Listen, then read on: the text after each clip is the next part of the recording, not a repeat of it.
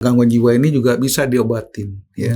Walaupun nggak ada kuman penyakitnya, nggak ada. Saya tidak pernah menolak telepon dari siapapun, ya. Ada namanya pasti saya jawab. Jadi kalau punya pasangan atau calon pasangan, calon yang punya gejala begitu, mendingan dijauhin nih kalau terlambat nih udah.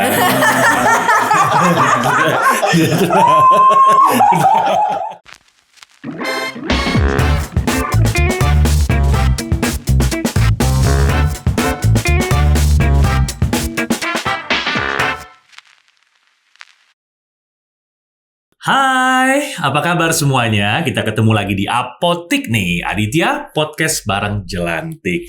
Saya Aditya Herpavi. Dan saya Jelantik Herlanti, and welcome to our Bedtime Story. Masih semangat di awal tahun ini. Ngomongnya juga harus semangat. Mudah-mudahan semuanya makin semangat menghadapi tahun-tahun ke depan. Ya. 2023 ini kita harus semangat. Harus siap menghadapi tantangan, ujian, dan cobaan ya. Nah, Karena banyak yang ngomong katanya tahun ini juga tidak lebih mudah dari tahun kemarin. itu dia. Tapi ini ngomongin soal awal tahun. Dari kemarin-kemarin nih udah banyak banget kalau kita lihat konten, kalau kita lihat di konten-konten sosial media, kita sekarang udah mulai terbiasa malah Oke. dengan kata-kata depresi. Wow, berat banget. Berat. Dan beberapa waktu yang lalu kita juga sempat mengundang salah satu narasumber, Mbak Intan. Interlita ya. Ya, itu kita ngomongin depresi pada anak. Dan Oke. alhamdulillah pada hari ini kita kedatangan narasumber Yang nggak kalah keren ini. Nah, ini Langsung mungkin aja ya. akan lebih dalam lagi pembahasannya. Silakan loh nanti kalau misalnya teman-teman Apotik mau komen atau mau bertanya, Iya, betul. please do, kita tunggu ya. Malah mungkin nanti akan dibantu jawabannya oleh Dokter langsung. Kita Ada siapa hari ini? kita sebutkan aja deh ya, narasumber kita hari ini adalah seorang yang sangat kami hormati. Yes. Beliau adalah Bapak Brigadir Jenderal Purnawirawan Dr. Arwin SPKJ. Apa kabar Bapak Dokter? baik-baik. Alhamdulillah. Terima Bener kasih. ya? Aditya spell namanya bener? Benar. Oke. Salah. Lulus. Enggak ya, soalnya saya udah deg-degan takut salah nanti disuruh Scott jam dong. Sehat dokter? Alhamdulillah sehat. Alhamdulillah. Terima kasih banyak loh Dok sudah Iya. berkenan hadir Iya. bersama kita di sini. Iya. Seperti yang tadi Atik bilang Dok. Jadi memang dewasa ini saat sekarang ini orang tuh sudah biasa mendengar kata depresi. Sebenarnya kalau menurut cara pandang dokter sendiri, kategori bisa dibilang depresi itu dari mana tuh Dok? Sebetulnya depresi itu salah satu kriteria gangguan jiwa yang sedang gitu ya. Dan itu ada tingkatannya dokter? Iya. Depresi itu lebih banyak pada perasa hati yang murung gitu. Oh gitu. Iya. Apa indikatornya Dok? Kalau orang sudah bisa dikatakan depresi? Orang dikatakan depresi itu kalau dia sudah menampakkan berbagai macam kelainan ya. Karena depresi itu zaman sekarang ini ternyata depresi itu ada dua kriteria, dua jenis ya. Ada yang moodnya naik ke atas, ada yang moodnya turun. Outputnya jadi begitu ya Dok? Nah, dulu, kalau moodnya naik ke atas yang seperti apa nih dokter? Depresi moodnya bisa naik ke atas Iya. gimana tuh Dok? Orang yang gembiranya berlebihan atau dikatakan euforia. Oh itu depresi juga? Iya. Orang yang tadinya biasa-biasa saja, saat tertentu melakukan berbagai macam aktivitas yang seakan meledak-meledak gitu ya. Dan cenderung bosi. Dan zaman sekarang istilah itu dikatakan dia mengalami suatu gangguan bipolar gitu. Jadi bipolar itu sebetulnya bagian dari itu. Oh gitu.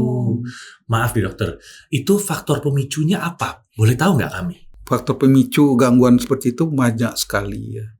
Nah, susah kalau kita menjelaskannya satu demi satu. Iya. Karena umumnya banyak yang kadang-kadang ada yang masuk di akal, ada yang nggak masuk di akal gitu ya.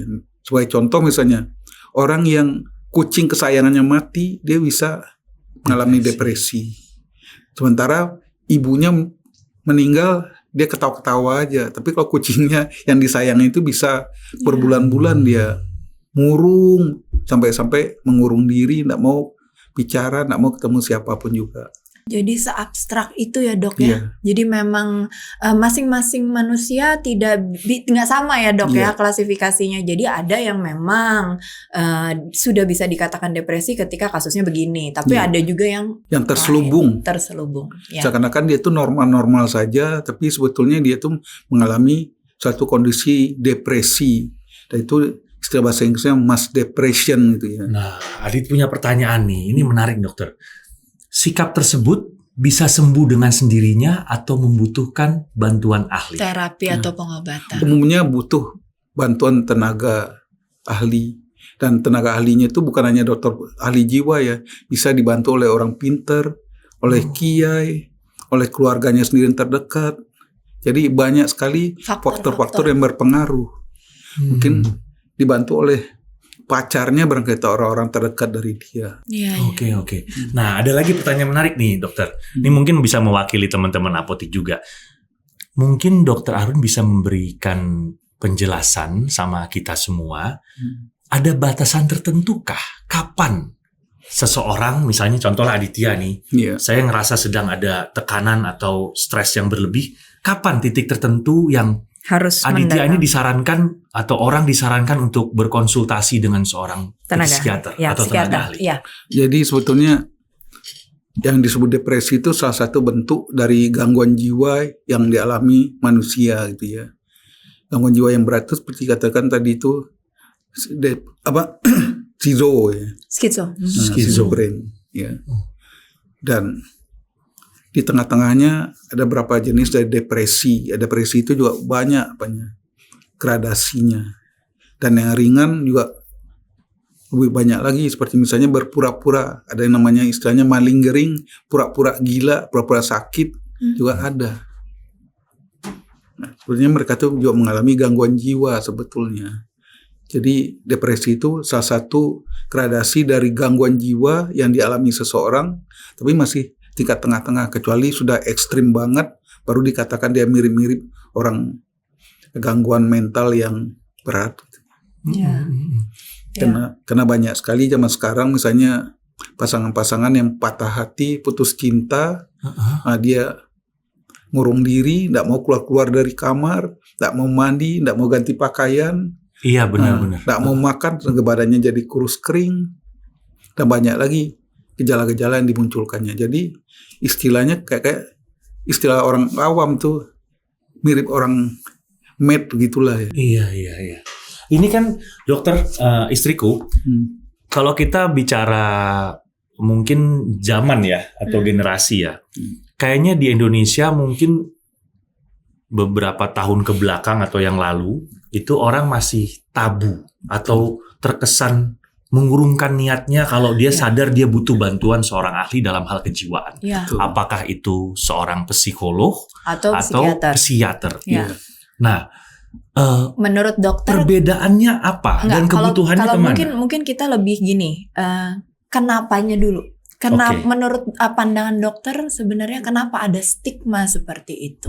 Jadi begini ya, karena kita ini di bangsa-bangsa timur ini masih menganggap bahwa gangguan jiwa yang berat atau yang katakan mad itu suatu kondisi yang memalukan sehingga cenderung untuk dijauhi dan dihindari.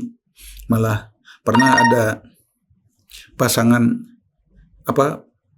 pernah ada anak pasien yang menanya sama saya, kenapa papanya lagi saya rawat, dia bilang, "Dok, ini papa saya ini masih panjang nggak umurnya, Dok? Kenapa kamu tanya begitu?" Dia ketawa. Akhirnya saya desak-desak, "Kenapa sih? Habis saya udah umur 35, belum ada yang noleh saya," katanya. Bisa-bisa saya jadi tidak laku. Karena orang selalu ngelak kalau tahu bahwa papa saya penderita mad begitu. Penderita gangguan jiwa itu menjadi suatu hal yang memalukan buat keluarga. Tidak ada sih yang mau ngaku bahwa papanya dirawat di rumah sakit jiwa. Sehingga kalau dilihat di bangsa-bangsa perawatan jiwa itu pengunjungnya terbatas sekali. Bisa ngelak. Dulu saya waktu kalau masih dinas di RSPAD itu pasien saya terbatas sekali. Ada jenderal yang ngumpet-ngumpet datang nyari-nyari saya. Wih, di sini kamu rupanya Arwin. Ada apa Pak? Aku nyari-nyari kamu. Kok enggak? Kan tinggal tanya ya semuanya. Nggak enak saya. Masih ada rasa itu ya masih. Dok ya. Tapi apakah sekarang sudah mulai ada pergeseran atau jadi apakah sekarang orang sudah mulai punya kesadaran untuk sepertinya saya perlu nih untuk datang ke tenaga ahli seperti psikiater, atau menurut dokter masih tabu juga untuk saat-saat ini sekarang? Sebetulnya sekarang ini sudah mulai mencair suasananya ya. Jadi Sudah orang mulai tidak ini terlalu takut lagi kalau dikatakan pasien dokter jiwa ya. Dan saya selalu bilang bahwa gangguan jiwa atau gangguan mental ini tidak ada bedanya dengan penyakit-penyakit karena penyebab yang lain. Kepenyakit karena sebab yang lain itu bisa disembuhkan, bisa diobati, ya kalian juga bisa diobatin. Asal mau datang, teratur dan terbuka sama dokternya. Maaf, dokter masih praktek? Masih Praktek. Tuh teman-teman apotik, kalau mau konsultasi sama dokter Arwin, masih praktek di mana dokter? Izin. Saya alhamdulillah sekarang ini praktek di 3 tempat. Waduh, Ya. Oke, nggak apa-apa dok, sebutin aja dok. Pagi, tiap hari Senin sampai Sabtu, saya dari jam 9 sampai jam 3 sore di klinik utama Hashim di kawasan Tebet sana.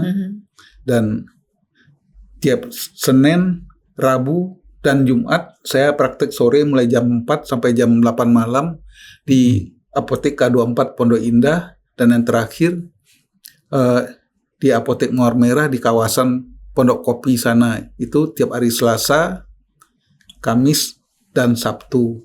Jadi praktis jadwal saya tiap hari itu Senin sampai Sabtu itu penuh ya, dari pagi sampai malam.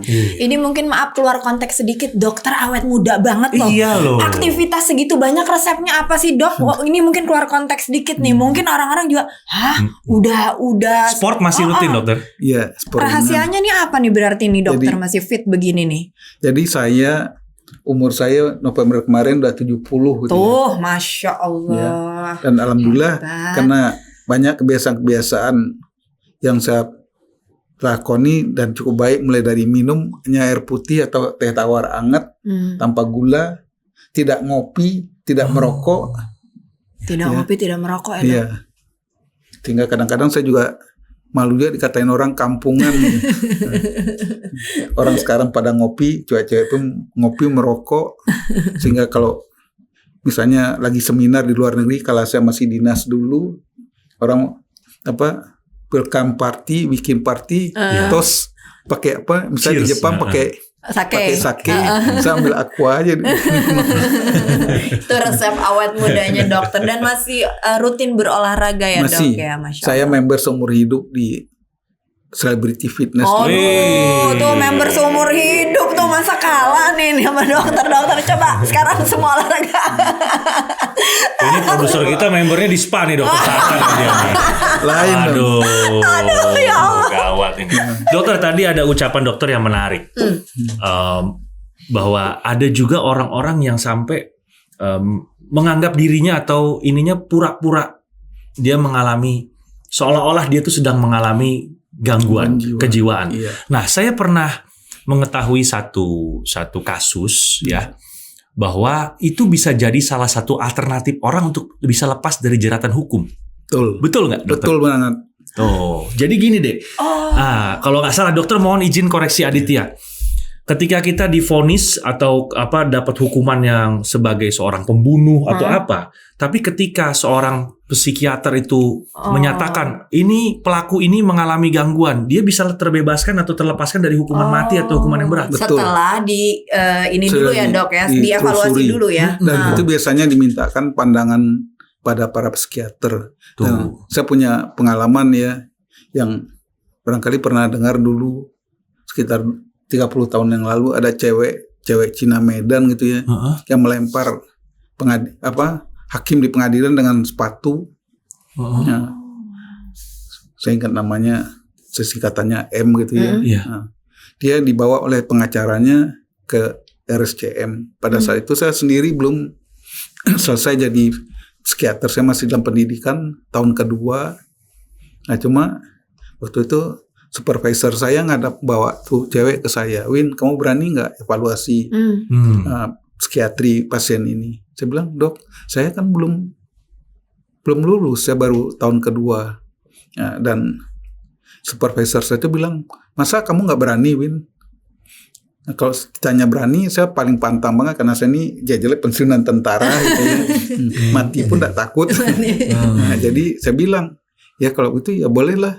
Dan saya tangani pasien itu, dan pada saat dia diadili di pengadilan Jakarta Barat sana, saya jadi saksi ahli. Dan terus terang saat itu saya ketakutan kok, karena nggak pernah saya masuk di pengadilan jadi saksi, apalagi saya belum ahli. Dan alhamdulillah saya bisa meyakinkan para majelis hakim, ya, sehingga si pasien itu terbebaskan dari hukuman, hanya kena hukuman percobaan 6 bulan. Dan si pasien itu akhirnya belakangan jadi akrab sama saya. Dia bilang, lu pinter banget bohong ya katanya. Nah, hakim aja bisa, padahal lu disumpah jadi saksi, padahal dia nggak tahu saya ketakutan kok. Dan di Cipto saat itu para dosen-dosen saya itu lihat ada berita di koran si Arwin membela kasus kan kamu belum dokter ahli, Win, katanya. Ya saya bilang, saya kan atas nama supervisor. Itu. Jadi bukan atas nama saya. Nah, wartawan yang ngutip nama saya, ya udahlah saya bilang. Kalau saya bersalah dihukum ya saya siap lah. Maaf dokter, tapi berarti si saudari M ini sebenarnya memang ada gangguan. Iya. Jadi istilahnya tuh psikosa reaksi singkat. Jadi gila sesaat. Jadi ada istilah gangguan jiwa yang lumayan ringan. Pada saat orang itu mengalami gila sesaat, pikiran warasnya akan hilang. Nekat gitu. Tidak bisa dikontrol. Nah, bayangkan kalau hakim di pengadilan dilempar sama sepatu kan kurang asam. Nah, saya tanya sama dia, abis kenapa kamu begitu? Ya, mereka tuh bohong-bohongin saya, minta uang segala macam. Emosi. Jadi gue emosi. Ya, jadi kesimpulan saya saat itu dia mengalami yang namanya gangguan jiwa yang namanya psikosa reaksi singkat. Dan memang setiap gangguan jiwa yang seperti itu tuh nggak bisa untuk mempertanggungjawabkan perbuatannya. Kalau ini deh, dokter, kalau orang-orang yang dengan berani atau dengan lantang bisa mendiagnosa dirinya sendiri bahwa gue kayaknya gangguan ini deh, gue kayaknya gini deh, gue kayaknya gini deh, itu kira-kira memancing emosi nggak, dokter? Bisa juga mancing emosi. Ya kadang-kadang saya sendiri sebagai dokter, walaupun saya juga rasanya udah cukup sabar lah ya. Tapi kalau lihat orang-orang begitu, apalagi zaman sekarang banyak anak-anak muda yang pakai tato segala macam, pecandu obat gitu ya. Nah, datang saya jadi pengen ketawa. Datang minta obat sama saya, dan kalau dia nggak datang ke praktek, kadang-kadang jam 2 malam telepon saya, dan saya barangkali satu orang yang jawab barangkali aneh ya, walaupun saya belum miring otak saya. Karena saya tidak pernah menolak telepon jam berapapun diteleponkan, itu tuh sengaja tidak pernah saya lakukan. Hidupnya tuh 24 jam sehari, 30 hari sebulan, 365 hari setahun. Nah, jadi pasien-pasien tuh tahu, dan dia suka nelpon tengah malam, dan dok, obat saya habis, dok, saya begini, atau kadang-kadang yang nangis-nangis tengah malam, tolong dong dok, gimana ini? Saya bilang saya nggak praktek, besok lah. Ya tapi sekarang dok. Nah, untungnya istri saya juga dokter gitu ya, dia nggak marah kok, ngerti lah. Walaupun banyak para dokter spesialis jiwa ini yang tidak mau ngasihkan nomor HP-nya kepada pasien. Nah, dan saya terlalu terbuka kalau itu, dan saya tidak pernah menolak telepon dari siapapun ya, ada namanya pasti saya jawab. Jadi sebenarnya kalau boleh ditarik lagi nih dok, alurnya harusnya kalau orang mau ke psikiater, apakah harus ke psikolog dulu atau harus bisa langsung ke psikiater? Dan indikatornya tuh apa dok yang membuat kita mungkin banyak yang belum paham alurnya nih dok? Jadi begini ya, psikiater itu adalah salah satu spesialisasi di bidang kedokteran yang sama dengan dokter-dokter spesialis yang lain. Dan seperti halnya dengan yang lain itu, polisi dari Kementerian Kesehatan zaman sekarang, pengobatan pasien itu harus lewat dokter umum dulu. Betul. Ya, dokter umum yang ada di puskesmas atau klinik-klinik yang berdekatan. Namun cara itu aku kurang jalan dan kurang lancar. Banyak pasien-pasien itu yang nggak betah untuk nyari-nyari dokter umum. Apalagi kalau yang di kota-kota begini, mereka malas. Puskesmas tuh nggak terlalu disukai. Mereka punya uang kok. Kurang favorit gitu ya. Iya. Apalagi kalau punya uang banyak. Nunggu lama. Mereka biasanya langsung potong kompas, langsung mendatangi dokter ahlinya. Sehingga sebetulnya secara aturan yang berlaku secara internasional, para dokter spesialis itu tidak boleh menangani pasien secara berlebihan. Nah, berkisar antara 20 sampai 40 pasien seharinya. Oke. Nah, tapi nyatanya kalau sekarang Anda pergi ke rumah sakit kayak di RSPAD itu bisa lihat sendiri ya.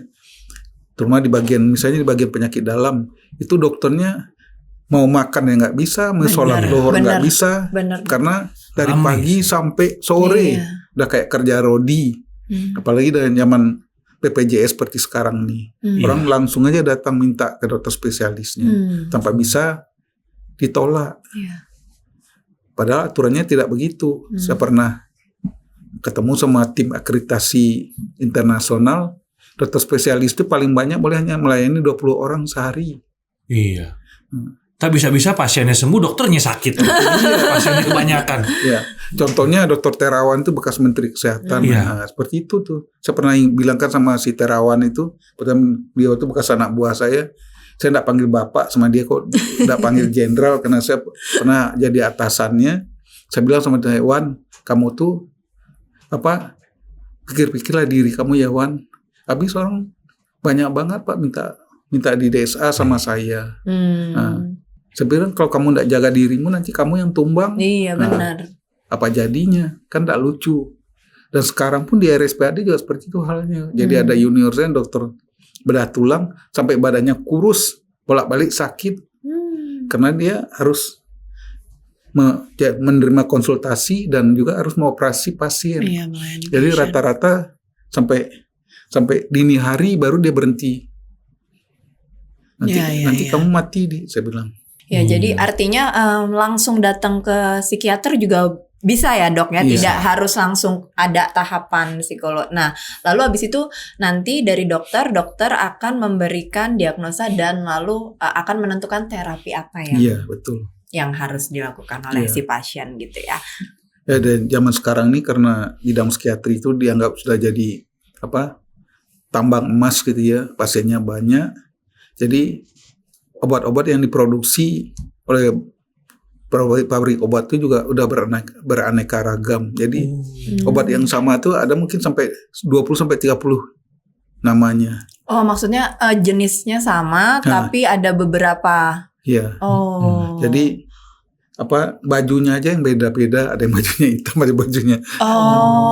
Isinya mah sama saja. Dibilang ingredients? Iya, bahannya sama. Ingredientsnya sama tapi ininya begitu ya, Dok. Dan zaman sekarang di praktek ya saya sering ribut sama para pasien itu, terutama pasien-pasien yang badannya tato-tato gitu ya. Dia mendikte saya sebagai dokternya, "Dok, saya maunya Alprazolam."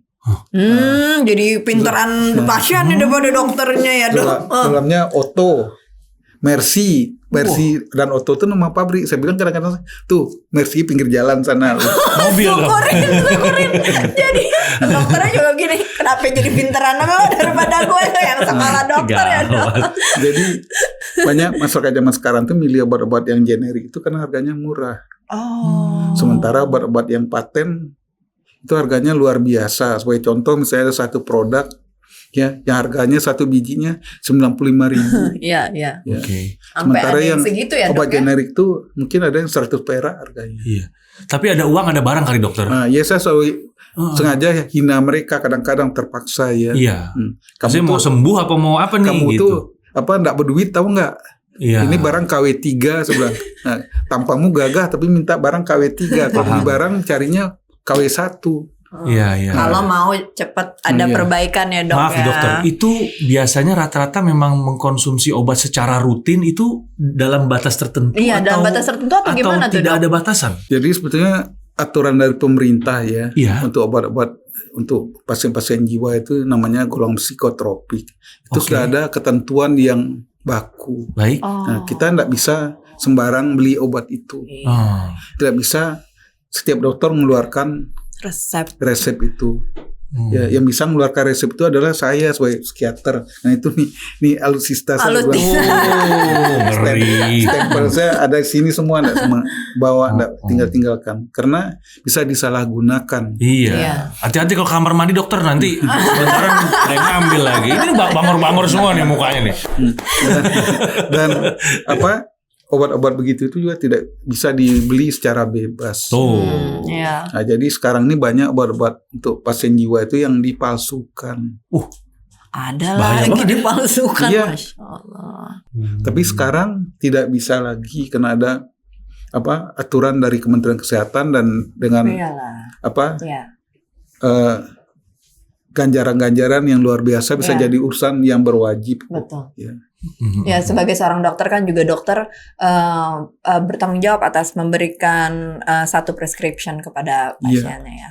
Nah, menurut dokter sendiri dari pengalaman dokter praktek, orang di usia berapa yang rentan mengalami gangguan jiwa? Ya. Dan kalau boleh sharing, Paling banyak pasiennya umur berapa tuh dok? dan kalau boleh sharing juga pengalaman pasien yang menurut dokter paling Ini paling berat parah nih. Jadi sebetulnya range-nya juga nggak jelas gitu ya. Gak Karena jelas ya dok ya. apalagi pada situasi pandemi sekarang ini banyak pasien-pasien tuh yang mendadak hidupnya susah. Tadinya dia bekas pengusaha, punya pabrik, punya hotel, atau Punya utang. punya hutang, jadi kabur-kaburan. Nah, nggak bisa tidur, keluhannya paling utama. Oh, keluhan paling utama itu ya dok ya? Tidak bisa tidur, ya, dibelit hutang. Nah, mereka datanglah cari saya. Tengah malam pun juga, tolonglah dok. Susah tidur tuh udah pastilah itu. Ya, rata-rata susah tidur. Dan akibatnya sekarang banyak sekali pasien-pasien yang tidak mengalami gangguan jiwa yang berat, tapi mereka tuh pecandu obat, ya. Mereka itu juga berjubel datang ke saya. Berjubel, Masya Allah. Ya, walaupun dibentak-bentak pun, dimarahin, mereka tetapnya baik sama saya. Malah saya bukan sombong ya, saya bersyukur sama Allah gitu ya, karena tiap harinya saya didoain lebih dari 10 orang ya, dok. Moga-moga dokter sehat terus ya, panjang umur, sehingga saya tidak kehilangan dokter.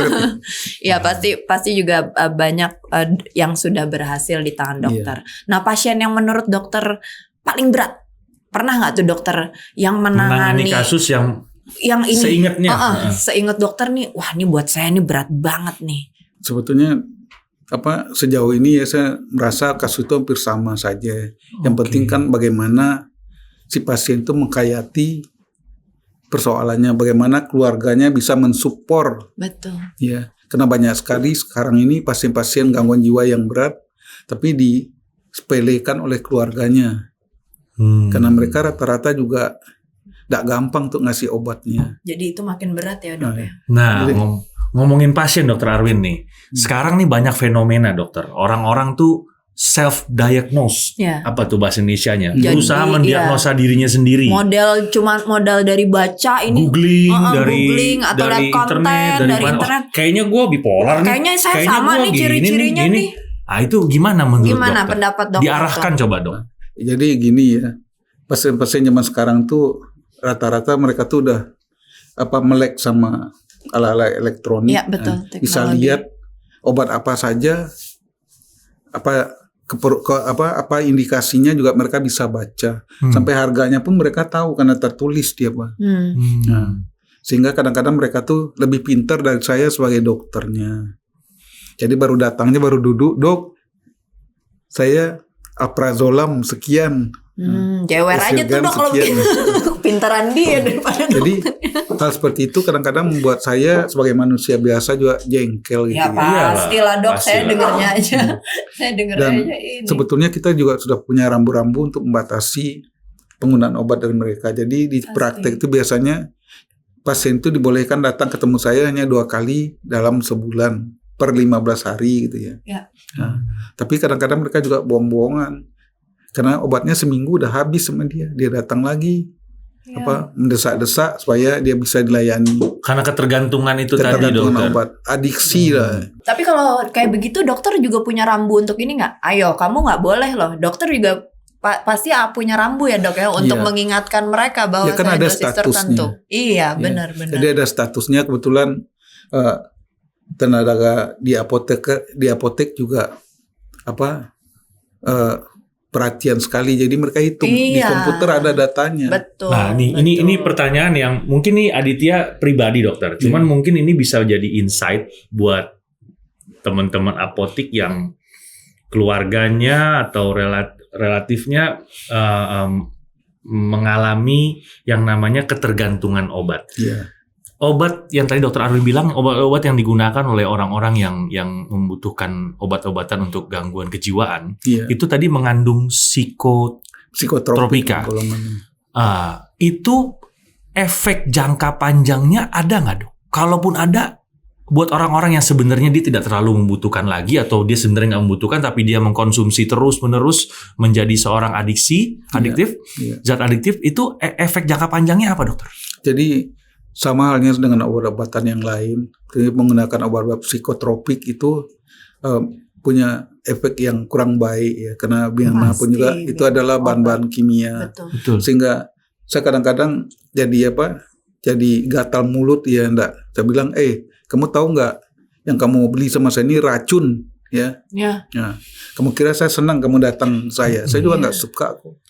Aku lebih suka kamu belikan uang kamu tuh untuk beli susu anak, kasih makan anak binimu di rumah. Betul. Karena rata-rata mereka tuh ada yang tukang parkir, tukang ojek, ya, cleaning service. Pasien dokter juga dari beberapa macam kalangan. Macam-macam lapisan kok, dari kelas bawah sampai kelas paling atas. Ya. Dan kalau yang paling atas, barangkali saya nggak mikir lah. Kadang-kadang mereka mintanya mainnya di Lapol namanya itu ya, obat psikotropik yang paling mahal setahu saya sekarang ini. Dan makan sehari satu cukup, tapi harganya 95.000. Nah, dan saya juga tidak menganjurkan mereka tuh, kalau ada pasien yang saya lihat tampangnya tuh rada kere, saya bilang, kamu udah kaya apa banyak uang kamu minta obat ini, kamu nggak cocok makan obat ini, habis nanti uangmu. Katakanlah seperti bipolar ya dok. Apakah itu terjadi karena trauma atau itu ada faktor genetik keturunan dok menurut dokter? Jadi sekarang ini banyak sekali itu gangguan bipolar itu satu jenis diagnosa yang baru 30 tahun belakangan ini dimunculkan. Dulu-dulunya nggak ada, waktu saya baru sekolah nggak ada diagnosa gangguan bipolar itu. Yang ada skizofrenia atau depresi gitu. Bipolar itu apa dokter? Nah, coba kalau boleh definisinya. Definisi secara gampang aja deh dok. Jadi gangguan bipolar itu satu jenis gangguan jiwa yang mengakibatkan pasien itu mengalami emosi yang up and down gitu ya. Naik dan turun gitu. Jadi secara umum manusia tuh emosinya itu rata-rata stabil ya. Nah, sedangkan kalau dia lagi masuk gangguan bipolar itu, kalau dia up melonjak tinggi, terus saat itu dia turun. Nah, yang turun itu pada saat itu dia kayaknya dikatakan depresi. Jadi secara umum gangguan bipolar itu sebetulnya bisa diistilahkan sebagai madman juga. Nah, tapi orang tidak mau dikatakan dia mad gitu ya, karena saya pernah diserang sama orang tua pasien. Nah, kok dokter bilang anak saya nggak pernah bilang anak ibu mad, saya bilang. Tapi ini kan dari brosur, dari literatur saya kasih tahu ke ibu, saya suruh ibu baca. Nah sekarang ibu nangis-nangis ke saya, kok dokter tega mendiagnosa anak saya sebagai gangguan jiwa. Padahal dalam keseharian memang kondisi orang itu menyulitkan lingkungannya. Nah, itu. Karena kadang-kadang pada saat dia naik ke kutub atas ya, itu seakan-akan dia tuh gembira berlebihan atau maniakal namanya. Tapi kalau pada saat dia turun itu sekarang dia depresi, dan itu bisa silih berganti gitu loh. Sehingga dalam keseharian banyak pasangan-pasangan yang berantakan rumah tangganya karena salah satu pasangannya itu mengalami Seperti itu. gangguan bipolar itu. Itu terjadi karena trauma atau karena ada faktor Dan- genetik, Dok, sebenarnya? Dan dari literatur saya baca-baca, faktor penyebab itu bermacam-macam kok. Antara lain juga ada faktor genetik. Jadi enggak ujuk-ujuk muncul. Jadi ada faktor genetik ya, Dok? Iya. Dan seperti yang tadi dokter bilang bahwasanya kadang-kadang salah pasangan nih, yang satu begitu, jadinya yang satunya juga mengalami Sengsara. iya. Iya. Ya contohnya misalnya ada pasien saya yang dia punya perusahaan pengusaha cewek ya. Dia bilang sama saya, "Dok, saya belikan pembantu di rumah saya itu ada 6 orang. Saya belikan iPhone 13. iPhone 13 kan luar biasa mahal. Kok you nggak kasih saya bagi aja? Iya. iPhone gue cuma Samsung Bluetooth." Ntar dulu, ini aneh nih. Orang kerjanya ada 6. Iya. Dia beli iPhone 13. Lebihnya banyak dong. Jangan didengerin, Dok. Ayo, dokter lagi serius. Aduh, iya. Terus Dok. Ayo, Jadi Dicubit. serialnya begitu. Dia Ya. kasih seorang satu. Padahal kalau pada saat dia lagi turun depresi, pelitnya auzubillah juga. Nggak bakalan mau. Dan saya ingat dulu, ya barangkali zaman saya masih di UI sana, gangguan bipolar ini belum dimunculkan jenis penyakitnya. Saya ingat banget ada satu pasien saya, anak saya, seorang profesor di Jakarta ini. Dia tuh kayaknya juga gangguan bipolar kok istilah sekarang ya. Karena pada saat dia lagi maniakal gembira itu dia bosi. Semua digampangin semua ya. Nah saya tahunya karena orang itu udah meninggal sebetulnya. Mamanya nangis-nangis bilang sama saya, "Dok, sampai habis uang saya, Dok. Kenapa?" Si Anu itu katanya naik taksi keliling di Jakarta sini, muter-muter, saya bayar berapa juta. Zaman dulu berapa juta. Ini kayaknya gue kenal nih orang ini. Jangan-jangan saudara gue nih. Dia masuk di restorasi di HI sana. Nah, semua minum, gua bayar semua. Oh iya benar. Nah, sekian berapa juta. Nah, tapi pada saat dia mutung minuman sisa kita di ruang pendidikan itu nih kacang hijaunya sayang ya, Dok, katanya. Nih itu kan bekas-bekas orang, nggak apa-apa katanya, lumayan diminum semua. Maaf, Dok, kalau boleh resume sedikit. Pada saat dia di atas namanya fase Maniakal, kalau di bawah depres. Oke. Ya, itu Jadi itu akan silih berganti gitu.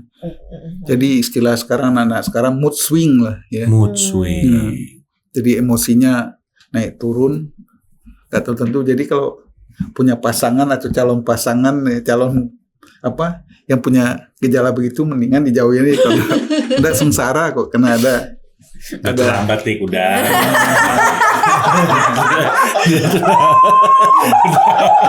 Terima ya nasimu. Aduh.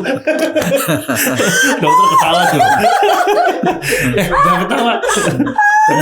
karena ada salah satu medical rep yang suka datang ke saya, pacarnya itu mood swing seperti itu. Nah, dia sendiri ngeluh, "Aduh, Dok, belum juga jadi istri, udah macam-macam tuh ya. Kalau kamu apa ya jauhin aja daripada sengsara kamu." Saya agak penasaran dengan batasan orang yang mohon maaf kalau dibilang dalam status ODGJ, itu kapan, Dok, harus dirawat inap? Pasien-pasien seperti apa saja? Karena ini menurut saya bukan saya. Enggak. Karena ini saya kepengen ngegali lebih dalam aja. Sebenarnya orang yang sudah dokter ini kayaknya harus dirawat inap deh. Itu biasanya yang klasifikasinya seperti apa, Jadi, Dok? sebenarnya klasifikasi rawat inap di rumah sakit atau di klinik-klinik khusus jiwa itu adalah pasien-pasien yang sudah menimbulkan gangguan terhadap lingkungannya. Iya. Dan atau bahkan mungkin diri sendiri ya, Dok. Ya, Kadang-kadang kan apa ada yang menyakiti diri membahayakan sendiri. dirinya sendiri maupun membahayakan lingkungan. Oh iya.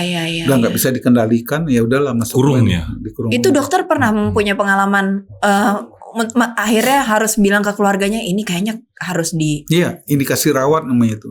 Jadi jangan bercanda ya teman-teman apotek. Iya. Karena banyak banget, Dok, anak-anak muda sekarang tuh kayak ya itu yang seperti saya bilang, self diagnose sendiri, mendiagnosa diri sendiri, yang menurut saya bahaya. Karena menurut saya harus ada tolak ukur tenaga ahli untuk bisa menyatakan dipertahankan tetap di rumah atau dimasukkan ke rawatan.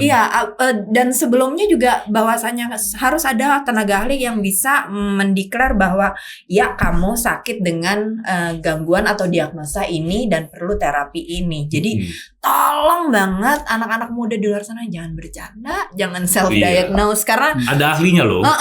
Konsultasi deh.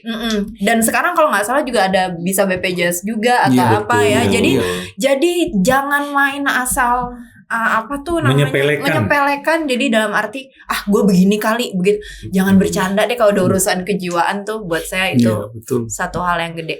Mungkin dokter bisa menyampaikan pesan untuk masyarakat di luar sana tentang untuk lebih peduli dengan kesehatan jiwa atau apapun yang mungkin dokter mau sampaikan.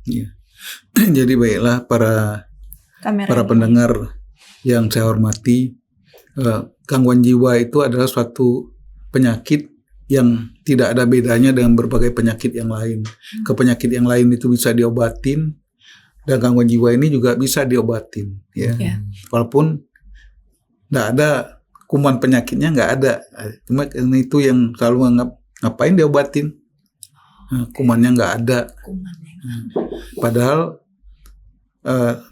saya perlu garis bawah bahwa gangguan jiwa itu sifatnya sangat-sangat menular sekali. Karena kalau ada satu saja anggota keluarga kita yang mengalami gangguan jiwa, maka semua orang sekitarnya itu akan tertulari. Misal kalau dia gangguan tidur, dia akan resah tiap hari, mengganggu. Jadi orang-orang seperti itulah yang harus ditangani dan diberikan bantuan dan dicarikan bantuannya kepada tenaga yang ahli. Jadi bukan ditangani dibawa ke dukun lah, dibawa ke orang pintar lah, Karena cuma sekarang banyak sekali itu yang terjadi. Padahal udah jelas gangguan jiwa yang dialaminya dibawa ke dukun, dibaca-bacain, disiram sama kembang 7 rupa. Jadi bukannya tambah baik, tambah susah. Sehingga baru dibawa misal ke fasilitas kesehatan jiwa itu pada saat kondisinya sudah parah dan buruk, sehingga kesembuhannya jadi sulit untuk dipertahankan. Akibatnya pasien-pasien jiwa itu seakan-akan tidak bisa disembuhkan, padahal tidak ada bedanya dengan berbagai penyakit yang lain. Orang gangguan jantung yang berat bisa selamat kok, apalagi gangguan jiwa. Jadi saya himbau kepada para pendengar yang saya hormati bahwa segeralah membawa anggota keluarganya yang menampakkan berbagai macam kelainan yang tidak seperti lazimnya, supaya segera mendapatkan penanganan yang sempurna, gitu ya. Amin. Wah, bagus banget tuh insight-nya. Jadi kita pasti kita paling dekat kan lingkungan terkecil kita adalah keluarga. Jadi tetangga, keluarga. Dokter di sini menggarisbawahi bahwa harus saling peduli nih saat dalam satu keluarga, kakak adik, hubungan orang tua, anak dan orang tua. Jadi seperti yang dokter bilang, ada 2 poin yang menarik tadi dari dokter adalah mungkin penyakit jiwa itu kenapa orang nggak mau disembuhin karena nggak ada kumannya. Itu dia. Itu saya benar-benar kena. Iya ya. Jadi karena ngerasa nggak ada infeksi, jadi kayak nggak perlu disembuhin. Padahal itu menular dalam arti kata. Dalam tanda kutip menular, sangat menular. Membahayakan, membuat yang lain tidak nyaman ya dok. Maksudnya begitu. Banyak banget ya insight yang bagus hari ini dalam episode ini, dan mudah-mudahan teman-teman apotik di luar sana, semua penonton podcast kita bisa menangkap dan bisa menjadi satu pelajaran bahwasannya jangan menganggap sepele orang yang mempunyai gangguan jiwa, atau kalau punya saudara, anak atau sahabat, teman yang menurut kamu perlu untuk dibawa ke tenaga ahli, rangkul terus ajak deh, karena memang ini bukan sesuatu hal yang bisa dianggap sepele. Ya, jangan diremehkan. Nanti jangan tunggu udah parah Baru akhirnya malah Gitu. lama diobatinnya. Itu dia. Bener-bener. Gitu. Terima kasih banyak Dokter Arwin. sama-sama. Insya Allah sehat-sehat terus dokter. Ya, amin, Bisa amin. berkarya terus. Ya. Terima kasih banyak sudah sharing bersama kami. Mudah-mudahan dokter tetap sehat-sehat dan berkah selalu dok. Amin. Ya. Sama buat teman-teman apotek tadi dengar sendiri kan. Dokter Arwin sudah cerita bahwa beliau masih praktek, alhamdulillah. Jadi kalau misalnya ada di antara teman-teman apotek yang memang mau konsultasi, tadi Dokter Arwin silakan datang tuh. Ada praktek di Tebet, ada praktek di Pondok Indah dan Pondok Kopi dan gitu. Pondok Kopi. Gitu. Oke, thank you for watching. Don't forget to comment, likes, and subscribe. Please comment. Turn on juga notifikasinya dan follow juga semua akun sosial media kita. See you when I see you and good night. Good night.